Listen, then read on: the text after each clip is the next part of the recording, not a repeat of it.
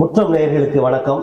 நேயர்களே, தலைநகர் தமிழ்ச்சங்கத்தின் பொதுச் செயலாளர், புத்தகங்கள் பல இயற்றியவர், இலக்கியத்தில் ஈடுபாடு கொண்ட புலவர் திருமிகு கணபதி அவர்கள் நம்மோடு இணைந்திருக்கிறார். அவரோடு நாம் இலக்கியம் தொடர்பாக பேசுவோம். வணக்கம். வணக்கம். உங்கள் வருகை எங்களுக்கு மகிழ்ச்சி. எனக்கு பெரும் மகிழ்ச்சி. முற்றம் நிகழ்ச்சியிலே கலந்து கொள்வதில் பெரும் மகிழ்ச்சி அடைகிறேன். அதிலும் நீங்கள் தொடர்ந்து தமிழ் பணி செய்து கொண்டிருப்பது பெருமைக்குரியது என்ற அடிப்படையில் உங்களையும் வாழ்த்துகிறேன், பாராட்டுகிறேன். நான் உங்க மூலமா ஒரு பெரிய ஆளுமையை கண்டுகொண்டேன். கம்பதாசன் அவர்களை பற்றி நீங்க தான் ஒரு கூட்டத்துக்கு என்னை அழைச்சிங்க, நான் வந்திருந்தேன். அப்பதான் அவரை பத்தி எனக்கு தெரியும். கம்பதாசன் இலக்கியத்துறையில், திரைப்படத்துறையிலும் கூட மிக முக்கியமான ஒரு ஆளுமை என்பதை அறிந்து கொண்ட ஒரு புத்தகம் அவரை பற்றி எழுதியிருக்கீங்க. கம்பதாசன் அவர்களை பற்றி நம்ம கொஞ்சம் தெரிஞ்சுக்கணும், மக்கள் எல்லோரும் தெரிந்து கொள்ள வேண்டும், நான் இன்னும் அதிகமாக தெரிந்து கொள்ள வேண்டும் என்ற நிலையில உங்களை அழைத்திருக்கிறோம். கம்பதாசன் அவர்களுடைய பிறப்பு, வளர்ப்பு, அதை கொஞ்சம் சொல்லுங்க. எனக்கு கம்பதாசனுடைய கவிதைகளை படிக்கிற வாய்ப்பு கிடைத்தது. ஒரு முறை கவி பேரருவி ஈரோடு தமிழன்பன் அவர்கள் என்னுடைய பேராசார். அவர் என்னை சந்திக்கிற பொழுது, நீங்கள் தமிழ்ச்சங்கத்துக்கு பாடுபடுவதோடு கம்பதாசன் என்ற ஒரு கவிஞர் பாவேந்தர் பாரதிதாசனோடு இருந்தவர், அவரை பற்றி ஏதாவது செய்திகள், குறிப்புகளை சேகரித்து ஒரு புத்தகம் கூறுங்கள் என்று சொன்னார்.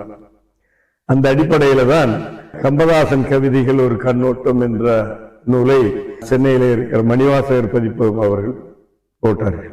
அந்த அடிப்படையில கம்பதாசன் கவிதைகள், எண்ணற்ற கவிதைகள், 370க்கு மேல நல்ல கவிதைகளை படைத்திருக்கிறார்கள், காவியங்களை படைத்திருக்கிறார்கள். திரைப்பட பாடல்கள் அந்த காலத்துல 1940 இருந்து 1961 வரைக்கும் அவர் ஒரு 40 படங்களுக்கு பாடல்கள் எழுதியிருக்கிறார். ஒரு 5 படங்களுக்கு கதை வசனமும் எழுதியிருக்கிறார். அவர் நடித்திருக்கிறார், பாடி இருக்கிறார். ஆமா, நடித்திருக்கிறார். மங்கையர்க்கரசி என்கிற படத்துல அவர் அந்த ஒரு முக்கியமான கவிஞர் என்கிற ஒரு கதாபாத்திரத்திலே நடித்திருப்பார். அதே போல பாடுகிற ஆற்றல் படைத்தவர், ஹார்மோனியம் நல்லபடியா வாசிப்பார். அவர் ஆரம்பத்துல ஹார்மோனியம் கற்றுக்கொண்டிருக்கிறார். இந்த நேரம் ஹார்மோனியத்தில் வைத்துக் கொண்டே பாடல் எழுதுகிற ஆற்றல் படைத்தவர் என்று சொல்வார்கள். அந்த அடிப்படையில அவர் பிறந்த ஊர் திண்டிவனம் அருகையில உலகாபுரம் என்கிற ஊர். 1916 அவர் பிறந்தார். எளிய குடும்பம், ரொம்ப எளிய. அந்த மண்பாண்டம் செய்கிற தொழில், பொம்மைகள் செய்கிற, விநாயகர் சிலைகள், இதெல்லாம் செய்யக்கூடிய ஒரு குடும்ப குலாளர். அவருடைய தந்தையார் பெயர் சுப்பராயர், தாயார் பாலம்மான். உறவினர்கள் பாண்டிச்சேரி வில்லியனூர்லயே இருப்பார்கள். உலகாபுரத்துக்கும் வில்லியனூருக்கும் பக்கம் தான், அந்த எல்லைக்கோட்டில தான் அந்த ஊர் இருந்தது. அந்த ஊர்ல எளிமையாக பிறந்தாலும் கூட அவர் சென்னைக்கு 11 வயதுல வந்து விடுகிறார். படிப்பு 5ஆம் வகுப்பு வரைக்கும் தான் அவர் படித்தது. 5ஆம் வகுப்பு தான், பிரசவாக்கத்துல தான் படிக்கிறாரு. ஆனால் ஏழ்மை இங்க தொழில் செய்து பிழைக்க முடியவில்லை.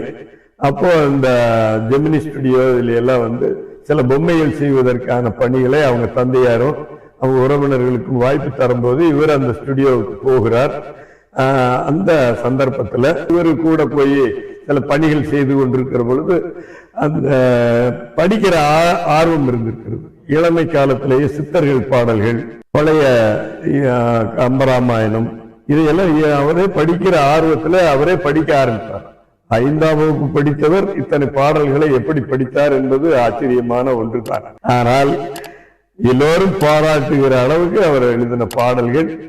21 வயதிலேயே அவர் முதல் படம் வாமன அவதாரம் என்கிற படத்துல அவர் ஒரு பாடல் எழுதும்போது வயது 21. ஆமா, தனியாக கவிதை எழுதும்போது முன்னாடியே கவிதை எழுதியிருக்கிறதாக சொல்றாங்க. ஆனால் அவருடைய வாழ்க்கை யாராலும் எழுதப்பட்டு வரவில்லை. சிலோன் விஜயேந்திரன் என்கிற ஒரு நல்ல ஒரு கவிஞர், அவர் மேல கொண்ட இலங்கை கவிஞர் பற்றினால் அவர் சென்னை அவரை பற்றிய புத்தகங்கள் எல்லாம் எழுத ஆரம்பிக்கிறார். அவர் தான் எல்லோருக்கும் இங்க எடுத்துக்காட்டு. நிறைய புத்தகங்கள் இங்க போட்டிருந்தாலும் கூட சிற்பி பாலசுப்ரமணியம் எழுதினது கூட சிலோன் விஜயேந்திரனை பார்த்துத்தான் அவர் செய்திருக்கிறார். அதற்கு ஒரு அவருக்காகவே வாழ்ந்திருக்காரு. அவர் எழுதின புத்தகங்கள் ஒரு 10 புத்தகங்கள் பெரிய நல்ல புகழ் பெற்றது. அவர் திரைப்படத்திலேயே வில்லனாக நடித்தவர் சிலோன் விஜயேந்திரன். அவருக்கும் கவிஞராக இருந்ததுனாலதான், கவிஞர் என்றாலே பட்டினிக்கும் துன்பத்திற்கும் தொடர்பு அதிகம். அதே போல அவரும் எங்க பள்ளிக்கெல்லாம் தேடி வருவார். கம்பதாசனை பற்றி அவர் சொன்ன அடிப்படையில தான் அவர் மேல எனக்கு ரொம்ப மரியாதை வந்தது. அந்த புத்தகங்கள் எல்லாம் படிக்கிற வாய்ப்பு கிடைக்கும். மின்னூர் சீனிவாசன் அவர்கள் இவர் எழுதிய பாடலை சுட்டிக்காட்டி, அதாவது சூரியனும் ஒரு தொழிலாளி, சுற்றும் உலகமும் தொழிலாளி, அப்படி ஒரு சிறப்பான ஒரு வரிகளை எல்லாம் தந்திருக்கிறாரு. உழைப்பாளர்களுக்காக நிறைய எழுதியிருக்காருன்னு சொல்றாங்க. ஆமா, தொழிலாளர்களுக்காகவே அவர் நிறைய கவிதைகள் எழுதியிருக்காரு. சூரியனும் ஒரு தொழிலாளி, சுற்றும் உலகமும் ஒரு தொழிலாளி, வாரி அலையும் கடலும் தொழிலாளி என்று சொல்லுவார். கலை பிரம்மனடா என்று தொழிலாளியை சொல்லுவார். தொழிலாளர்கள் மேல அவருக்கு ரொம்ப உண்மையிலேயே அதிக பற்று இருந்தது, இயல்பா. அவர் ஒரு தொழிலாளி, சரியா சொன்னீங்க. அதாவது அந்த குலாளர்களை பற்றி அந்த மண்பாண்டம் செய்கிறவர்கள் இறைவனுக்கு சமமானவர்கள் என்றெல்லாம் எழுதியிருப்பார். குலாளர் ஒரு பிரம்மனடா எழுதியிருக்காரு அப்படின்னு எல்லாம் அவர் எழுதியிருக்காரு. காரணம் அவருக்கு அந்த இளமை காலத்துல பட்ட துன்பம். அதனாலதான் ஒரு முறை தியாகராய நகர்ல ஒரு இடத்துல இருந்து இன்னொரு இடத்துக்கு போகிறார். கை ரிக்ஷா, அப்பொழுதெல்லாம் கை ரிக்ஷா தான். அந்த ரிக்ஷா ஓட்டுகிறவருக்கு கொண்டு போய் ஒரு இடத்துல இறக்கி விடுகிறார். அப்பெல்லாம் வந்து தம்படி 10 பைசா 20 ஆனா 10 ஆனாவெல்லாம் இருக்காது, 1 அணா 2 அணா இப்படி தருவாங்க. இவர் 5 ரூபாய் எடுத்து கொடுத்தாராம். அந்த நாட்கள்ல அது 500 ரூபாய்க்கு சமம். அந்த 5 ரூபாய் எடுத்து, ஐயா எனக்கு என்ன இவ்வளவு தரீங்க, அதிகமா இருக்கு, வைத்து கொள்ளையா, என்கிட்ட இருந்தது அதிகமா இருந்தது, உனக்கு தர்றேன், இன்னைக்கு முழுவதும் நீ நல்லா ஓய்விடு என்று மகிழ்ச்சியா கொடுப்பாராம். அப்பவே அந்த கை ரிக்ஷாவை ஒழிக்க வேண்டும் என்று ஒரு பாடல் எழுதியிருக்காரு. கலைஞர் அவர்கள் அதை பின்பற்றி செயல்படுத்தி இருக்காரு. நம்ம உரிமையோடு அவர்களெல்லாம் ஒரு காலகட்டத்தில் கலைஞர் கதை வசனம் எழுதுவதற்கு முன்பு பூம்பாவை படத்துக்கெல்லாம் இவர்தான் கதை வசனம். மங்கையர்க்கரசியும் இவர் எழுதிய கதை வசனம் உள்ள படம் தான். அதே மாதிரி 2-3 படங்களுக்கு அவர் எழுதியிருக்காரு. கதை வசனமும் எழுதுவாரு, நடிப்பாரு, பாடலாசிரியராகவும் இருந்திருக்கிறாரு. 5 ரூபாய்ன்னு சொன்ன உடனே எனக்கு இன்னொரு புத்தகத்தை படித்ததுனால ஒரு செய்தி. பாரதிதாசன் அவர்களுக்கு பொன்முடிப்பு கொடுக்கும் போது 500 ரூபாயை கொடுத்தார். 45ஆவது ஆண்டிலேயே. பேரறிஞர் அண்ணா அவர்கள் பாவேந்தருக்கு ஏதாவது நாம் சிறப்பு செய்யணும், ஒரு பொற்கொழி வழங்க வேண்டும். அந்த நிகழ்ச்சி பச்சையப்பன் கல்லூரி நடந்தது. அந்த நிகழ்ச்சியில யாரெல்லாம் கொடுப்பார்கள் என்கிற பொழுது நம்முடைய கம்பதாசன் அப்பொழுது 500 ரூபாய் வழங்கியிருக்க. அந்த 500 ரூபாய்ங்கிறது இன்றைய தினம் 5 லட்சத்துக்கு சமம். ஏன்னா 500 ரூபாய்க்கு வாங்கின ஒரு இடம் இன்னைக்கு அந்த காலகட்டத்துல வாங்கியிருந்தா இன்னைக்கு அது 5 கோடி விற்கும். அந்த பொருளுடைய மதிப்பை சொல்லுகிறேன். அந்த அடிப்படையில அவருக்கு அந்த ஈகை குணம் இருந்தது. தன்னிடம் இருக்கிற பணம் சமதர்ம கொள்கையை சோசலிஸ்ட்வாதியாக வாழ்ந்தார். அது ஒரு பெரிய வாழ்க்கை முறை அவருடைய. தமிழ் பற்றி, மொழி பற்றி நிறைய பாடல்கள் கொடுத்திருக்காங்க. அதுல நீங்க சுட்டி காட்டிருக்கீங்க தமிழ் அமுதத்தின் ஊற்று அப்படின்ற பாடல். அதெல்லாம் பெரிதாக மக்கள்கிட்ட வரல. அதற்காக வரல. காரணம், ஒரு காலகட்டத்தில் இவருடைய பாடல்கள், நிறைய பாடல்கள், சிறப்பான பாடல்கள் இவரு எழுதியிருக்காரு. தமிழ் என்றால் அமுதம் என்றெல்லாம் சொல்லியிருக்காரு. ஆனால் அவர் எழுதிய பாடல்கள் பெரும்பாலும் தமிழை பற்றிய பாடல்கள் அந்த காலகட்டத்தில் திரைப்படங்களில் வரல. இன்னொன்று, திராவிட இயக்கம் வளர்ந்த காலம். திராவிட இயக்கம் பாடல்கள் எல்லாம் பெரும்பாலும் பாவேந்தர் பாரதிதாசன் எழுதுகிற பாடல்கள் அவர்கள் வளர்த்தார்கள். இவர் திராவிட இயக்கத்துக்கும் போகவில்லை, பொது உடைமையில இருக்கார்.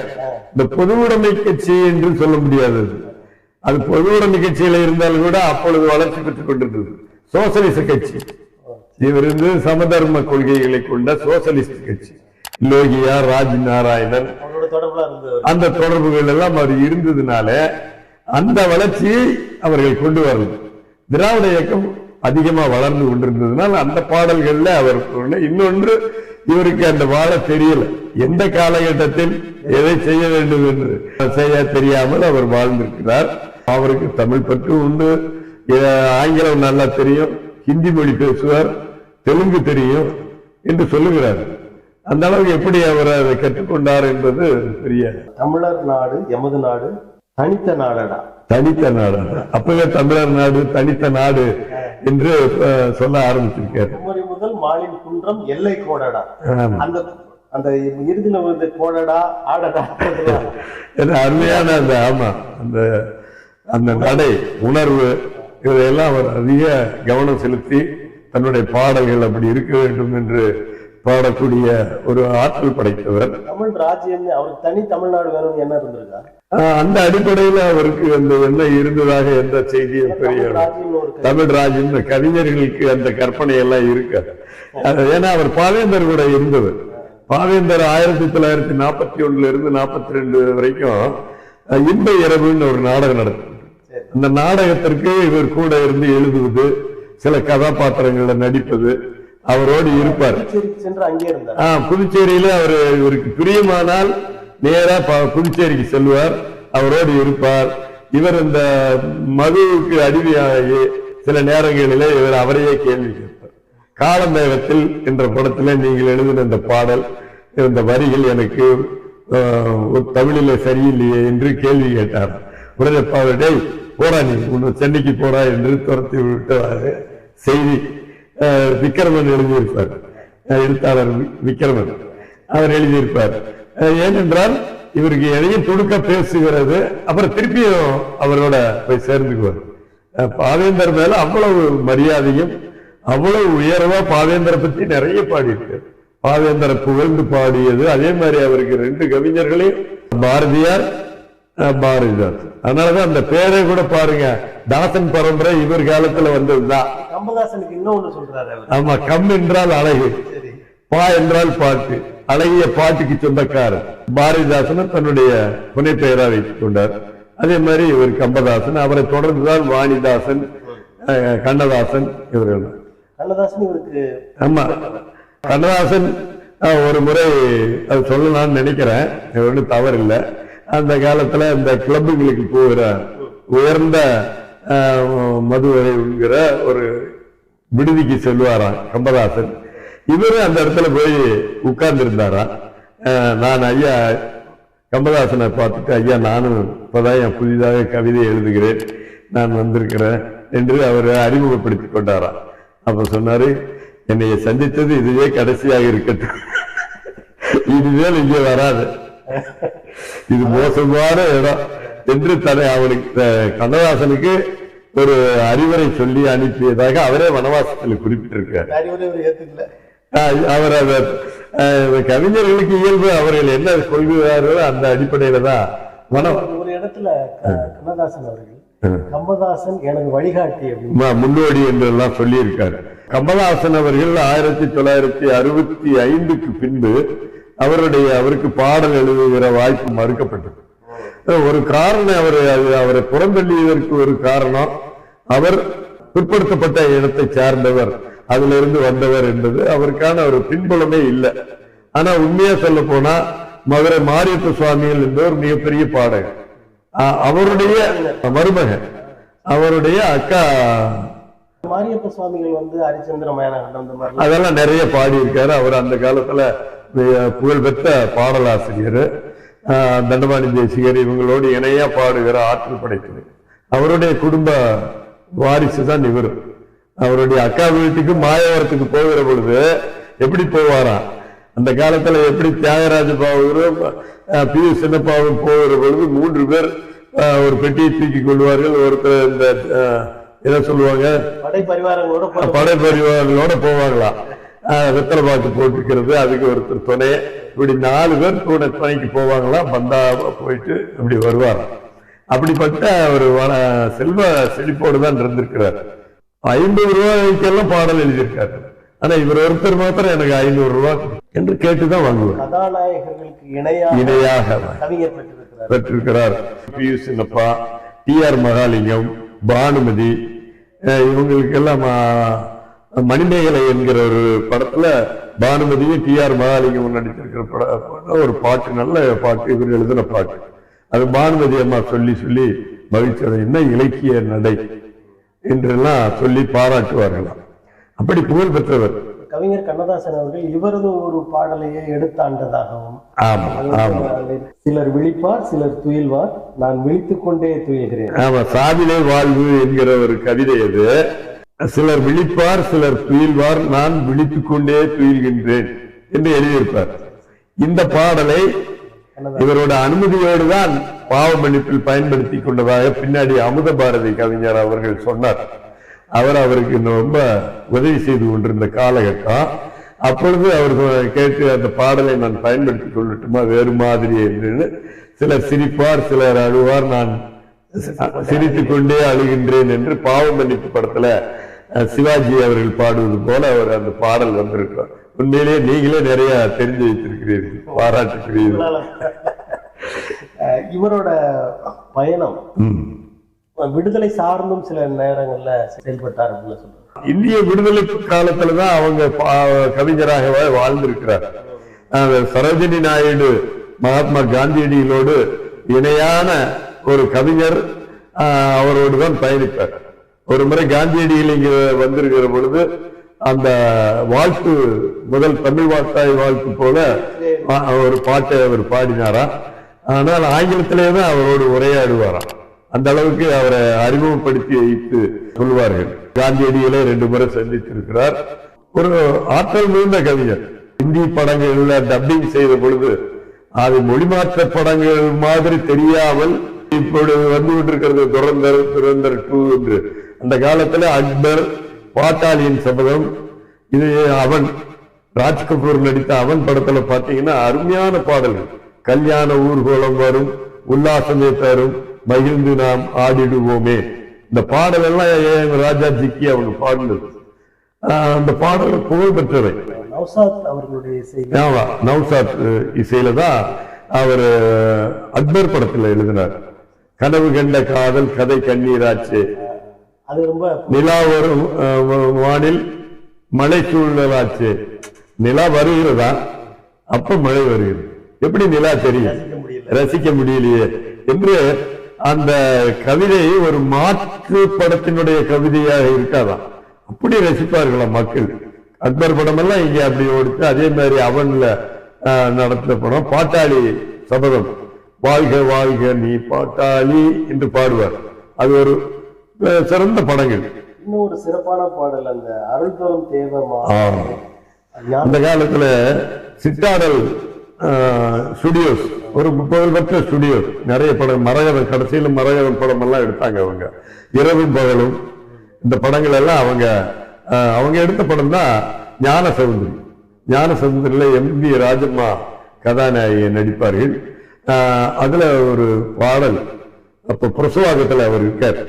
அவர் காலையில விழித்து எழுந்தால் புரசவாக்கத்துல இருக்கிற சர்ச்சினுடைய அந்த மாதா கோயிலிருந்து காலையில் அந்த மணி ஓசை அவர் கேட்டுக்கொண்டே இருக்கணும். அந்த நேரத்துல இப்படி ஒரு பாட்டு எழுத வேண்டும். அருள்தாரும் தேவமாதா, இணையாளும் தேவமாதா, ஆதி இன்ப ஜோதி. அந்த பாடல் சிலோன் விஜயேந்திரன் சொல்லுவார், இலங்கை வானொலி நிலையத்திலே தினந்தோறும் பாடக்கூடிய ஒரே பாடல் அந்த பாடல் தான் இது. தேவதையே அருள்வாய், அப்படியே மேலம் பதமிதே ஜீவ ஆதாரம். ஆதாரம் அந்த பாடல் முழுவதும் அருமையான பாடல். அது கேட்கறதுக்கு உண்மையிலேயே இந்த கிறிஸ்துவ மதத்தை சார்ந்தவர்கள் இந்த பாடல் எல்லாம் கேட்டாங்கன்னா உண்மையிலேயே தேவ மாதா மேல ஒரு அன்பு மகிழ்ச்சி எல்லாம் வந்தது. இறுதி காலத்துல இவர் அந்த குடிக்கு அடிமைப்பட்ட காலத்துல ஒரு கிறிஸ்தவ பெண்மணி அவரோட இருந்தாங்க. ஆமா, முடியல. அவங்க ஒரு ஆசிரியை தேனாம்பேட்டையில இருந்தாங்க. அவர் திருமணம் செய்து கொண்டவர் அவங்களும் நடிகை சித்ரா என்கிற நடிகை, மிகச்சிறந்த நடிகை, கேரளத்துக்காரங்க, வல்லத்தோல் ஆசானுடைய உறவுக்கார பெண். ரொம்ப நேசித்து திருமணம் செய்து கொண்ட அந்த பெண்மணி. அதை பற்றி ஒரு சிறிய குறிப்பு சொல்றேன். இவர் அவர்கள் தன்னை விட்டு பிரிந்து சென்று விட்டார். அந்த வேதனையில இவர் பாடல்களே எழுதுவதில்லை. யார் கூப்பிட்டாலும் வேண்டாம், என்ன பாடல். அப்பொழுது ஒரு பாடல் தேவைப்படுகிறது. ஓடி விளையாடு பாப்பா என்கிற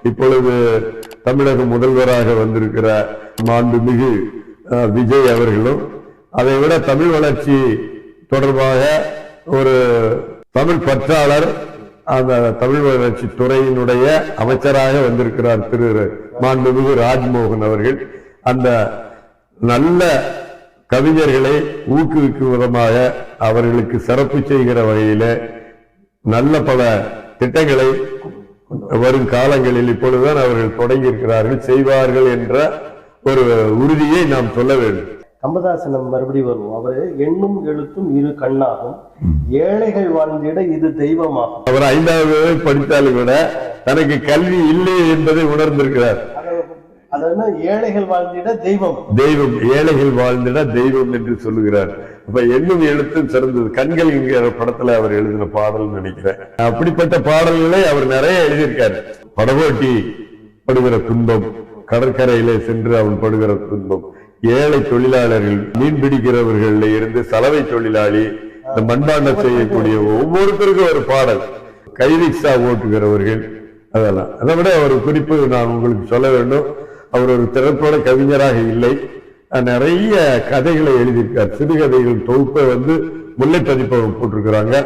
அதே மாதிரி கற்கடி என்கிற ஒரு கதை நாடகம், அதாவது அகலியை பற்றிய ஒரு கவிதை தொகுப்பு, அதை முல்லை பதிப்பகம் போட்டிருக்கிறாங்க. அகலிகை அறிஞர்களின் பார்வையில் என்கிற இதுல முல்லை முத்தையா அவர்களுடைய திருமகனார் போட்டிருக்காங்க.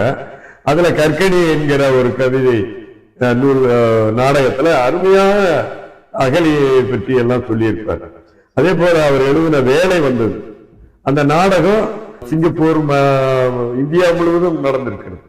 அப்படிப்பட்ட நாடகம் வாசவதத்தை, உபகுப்தன் அவர்கள் இருவரை பற்றிய ஒரு பெரிய காதல் நாடகமாக அந்த வேலை வந்தது என்பது நான் எழுதியிருக்கேன். இதுல அதனுடைய பொருளோடு எழுதியிருக்கேன். அதே மாதிரி சொல்லாத சொல், அதே மாதிரி சங்கரரை பற்றி ஆதிசங்கரர் தன்னுடைய தாயார் ஆரியாம்பாளை இறுதியிலே சந்திக்கிற பொழுது அவர்கள் இருவருக்குள்ள ஏற்படுகிற அந்த உணர்ச்சி குழம்பை காவியத்திலே அழகாக படைத்திருக்கிறார். ராமானுஜரை பற்றி எழுதியிருக்கிறார்.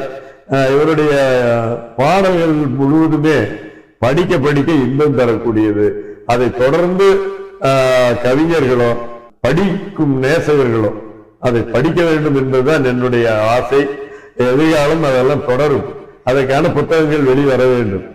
திறமைகள் படைத்த பேராளுமையான கம்பதாசன் சில வேளைகளில் நொந்து போய் பேசினதையும் நம்ம பார்க்கிறோம். அதுல ஒரு நீங்க எழுதியிருக்கீங்க, நான் உலகை விட்டு இறந்த பிறகாவது என்னை உண்மை கவிஞன் உலக மனிதன் என்று ஏற்குமாக்கில் இயேசு கூறியது போல் அவர்கள் அறியாமல் செய்து விட்டார்கள் மன்னி என்று என் ஆத்மா சாந்தி அடையும் என்று நான் எழுதியிருக்கேன். உண்மையிலேயே அது ஒரு இறந்த பின்புதான் புகழ் கிடைக்கும் என்றால் பரவாயில்லை, என்னை ஏசியவர்களும் என்னை கூட மன்னிக்கணும்னு சொல்றாரு. இயேசு எப்படி தனக்கு சிறையில் இட்டவனையும் தன்னை சிலுவையில் அறைந்தவனையும் மன்னித்தாரோ அதே போல அந்த உள்ளம் அவருக்கு இருந்திருக்கிறது. கவிஞர்கள் எல்லாம் பெரிய அளவுல வருவது ரொம்ப கடினம். இந்த காலத்து கவிஞர்கள் கொஞ்சம் புத்திசாலிகளாக இருக்கிறார்கள்.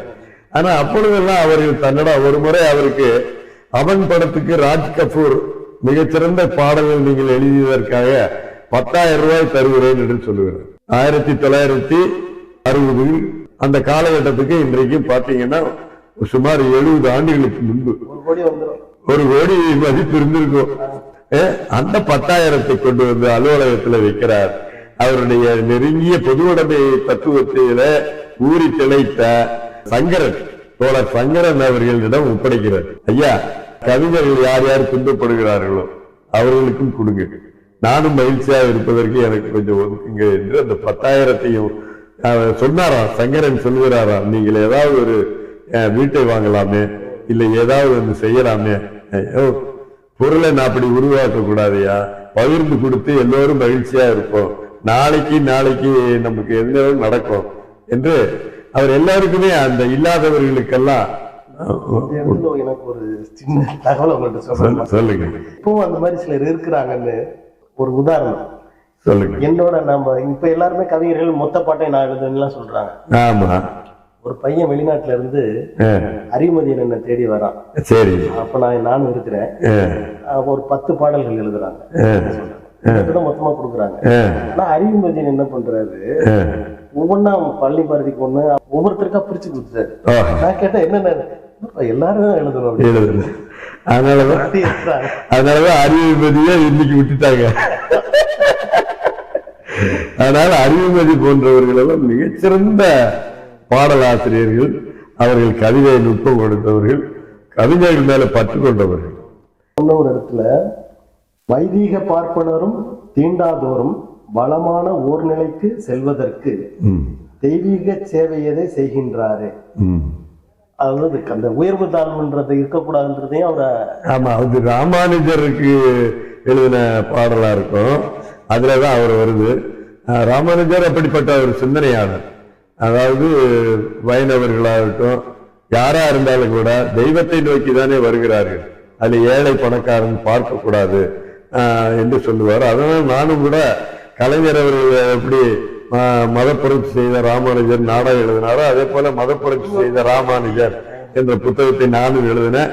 பொதுவாக நான் எழுதின புத்தகங்கள் கூட பாத்தீங்கன்னா திருமூலர் எழுதிய அருளிய திருமந்திரத்துல கூட ஒன்றே குலம் ஒருவனே தேவன் அவ்வளவுதான் இருக்கும். அதைத்தான் அவரும் சொன்னார். அதனால பொதுவாக சிந்தனையாளர்கள், கவிஞர்கள், எழுத்தாளர்களுக்கெல்லாம் எல்லோரும் சமம் என்கிற எண்ணத்தை கொண்டு வந்திருக்கிறார்கள். அதுல இவர் ரொம்ப நல்லவர்களாக இருந்திருக்கிறார்கள். ரொம்ப நல்லவர்களாக இருந்திருக்கிறார்கள். இன்னொரு பாடல் நான் அது ரொம்ப லைட்ஸ் என்னன்னா ஊர்கள் கிராமங்களில் வாழ்ந்தவர்களுக்கு இந்த பாடல் அப்படியே கண் முன்ன திரைப்படம் போல விரியும். சொல்லுங்க. சேற்று நீர் தேக்கி ஏறி அது சேர்ந்துள்ள இழுப்பை தோப்பு தூற்றலோடு வெயில் காற்று உள் சுகித்திட தகுந்த குடிசை எழுதி அந்த ஊரை பத்தியே எழுதியிருப்பாரு. எங்கள் ஊர்கள் தலைப்ப உதாரணத்துக்கு ஒண்ணு சொல்ற பாருங்க. என்னுடைய அணிந்துரையிலேயே நான் எழுதியிருப்பேன். காம்பின்றி நின்றிருக்கும் காயாம்பூவான வானம். வானம் எப்படி நிக்குதான்? காம்பு இல்லாம நிக்கிறதான். இது திருச்சி வானொலி நிலையத்துல கவியரங்கு நடக்கலாம். யார் தலைமை? ரசிகமணி டிகேசி.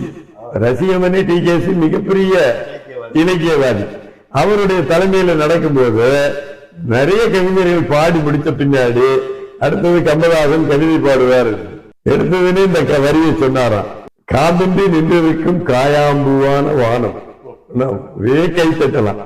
எப்படியே இந்த மாதிரி எழுத தோணுச்சு அப்படின்னு அவர் தன்னுடைய ஒரு பாராட்டு வரையில கூட சொன்ன இயற்கை கவிஞர். அவரு ஆனா அவருக்கு ஊற்றெடுத்து வருகிற வரிகள் அவர் எதையும் அதுக்காக மெனக்கிட மாட்டாரு. சொன்ன இடத்துல உடனே எழுதுகிற ஆற்றல் பிடித்தவர். காதல் கவிதைகள் நிறைய எழுதியிருக்காரு. சமுதாயத்துல இந்த மேலோர் கீழோர் அந்த மாதிரியான இதையும் எழுதுறாரு. அதாவது நீங்கள் சில பேர் நிலம் படைத்தோர், நாங்கள் பல பேர் ஏறு உழவோர். நீங்கள் சில பேர் விருந்துண்போர், நாங்கள் பல பேர் பசித்திருப்போர். நீங்கள் விருந்துண்டீர்கள், நாங்கள் பசி. காரணம் நாங்க தொழிலாளர்கள். அது எவ்வளவு ஏற்றத்தாழ்வ எவ்வளவு அழகா சொல்லுவார் பாருங்க. இதெல்லாம் பாடல்களா வெளியில வரணும். அதை தொகுத்து பாடல்களை கொண்டு வரணும். அதற்கான முயற்சிகள். நாளுக்கு ஒரு முறை அஞ்சி நாய்மொழி வாழ்வதிலும் தோளுயர்த்தி சாவின் முத்தம் சுடுவோம். அவர் தன்மான கவிஞர் தான். யார்கிட்டையும் போய் கெஞ்சி கூத்தாடி வாழ விரும்பாதவர்.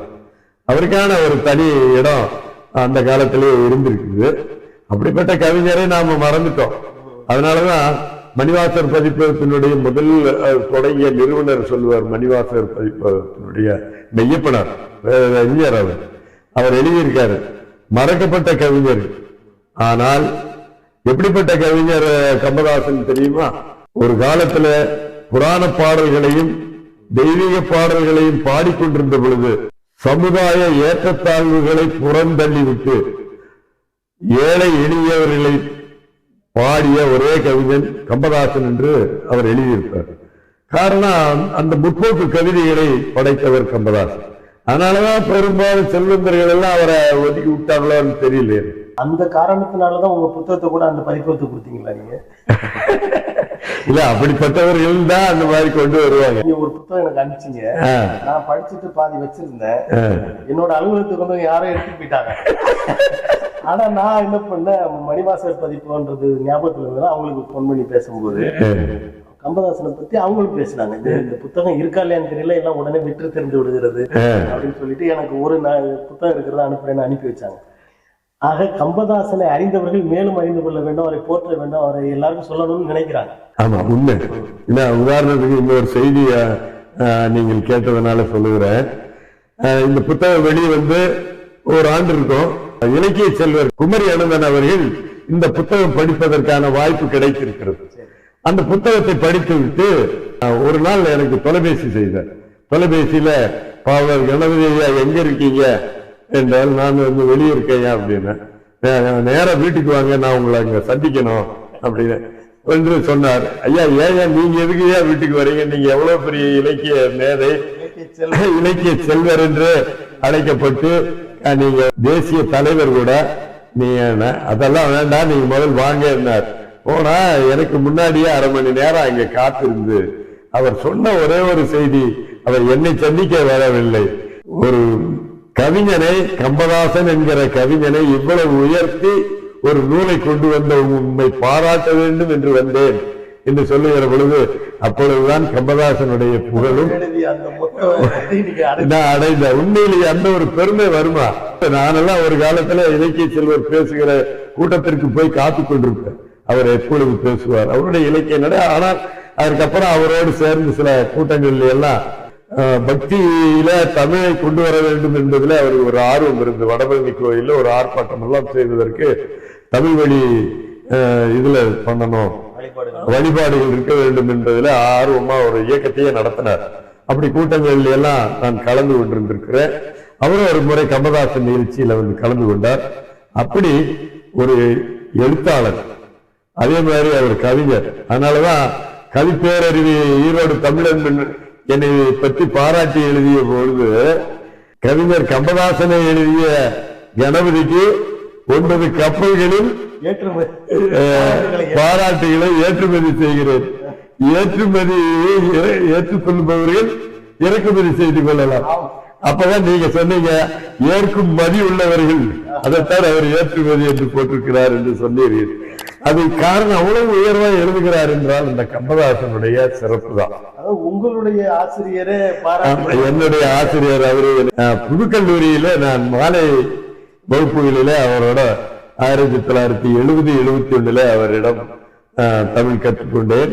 தமிழ் ஆசிரியர் அவர் தான் பேராசிரியர் எங்களுக்கு. சொல்லுங்க. ஒப்பற்ற நூலை பரிசாக ஒப்படைத்த கணபதிக்கு 9 கப்பல்களில் பாராட்டுகளை ஏற்றி அனுப்புகிறேன்.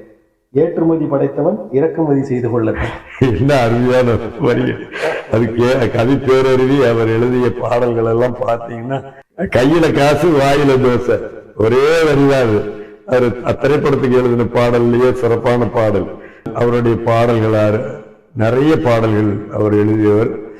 வள்ளுவத்துக்கு நல்ல விளக்கம் சொன்ன ஒரு கவிஞர். அவர் நம்மை பாராட்டுகிறார் என்றால், நான் தொடங்கிய கம்பதாசனுடைய நூலுக்கு கிடைத்த அந்த மரியாதை, கம்பதாசனுக்கு கிடைத்த பெருமை என்று நான் நினைக்கிறேன். அவரை பத்தி பேசிட்டே இருக்கலாம், இன்னும் ஒரு முறை பேசுவோம் கட்டாயம். இதுவே ஒரு பெரிய ஒரு வாய்ப்பு. எந்த இந்த முகநூல்கள்லயோ வேற எதுலயுமே வராத ஒரு நிகழ்ச்சியை முற்றம் நிகழ்ச்சியிலே பேசுவதற்கான வாய்ப்பை அளித்த ஐயா முற்றம் தளபதி அவர்களுக்கு எத்தனை கப்பல்கள் அனுப்பினாலும் போறோம், ஏற்றுமதி செய்யலாம். ஏனென்றால் ஒரு மறக்கப்பட்ட கவிஞனை மறுபடியும் இந்த தமிழ் கூறும் நல்லுலகத்திற்கு எடுத்துச் சொல்லுகிறோம். இது உலகளாவிய பதிவு. இதெல்லாம் இவையெல்லாம் நினைத்து நிற்கக்கூடிய பதிவுகள். இவற்றை கொண்டு வந்து சேர்த்திருக்கிற முற்றம் தளபதி அவர்களுக்கும் அவரை சார்ந்த நண்பர்களுக்கும் வாழ்த்துக்கள் கூறி விடைபெறுகிறேன். நன்றி, வணக்கம். நேயர்களே, அடுத்த நிகழ்வில் வேறொரு ஆளுமையோடு சந்திப்போம். நன்றி.